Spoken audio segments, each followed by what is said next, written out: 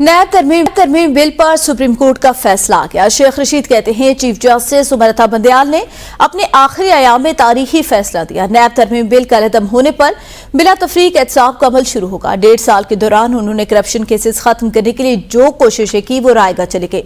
Corrupt टोले ने अपने मफाद के लिए मुल्क का बेड़ा गर्क कर दिया।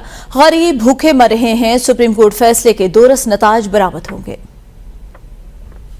आज उमर अता बंदयाल साहब ने अपनी इनिंग की आखिरी बॉल में जबरदस्त छक्का मारा है और वो जिन्होंने पर्सनल स्पेसिफिक कानून बनाए थे अपनी जात के लिए कि 50 करोड़ रुपया तक की करप्शन जो है वो टिप थी, और वो लोग जिन्होंने 16 महीने खाक छानी अपने केस खत्म करने के लिए और ये तासर देने की कोशिश की कि हम गंगा नहाए हैं, आज वो खाक वहीं पर पहुंच गई जहां का खमीर था।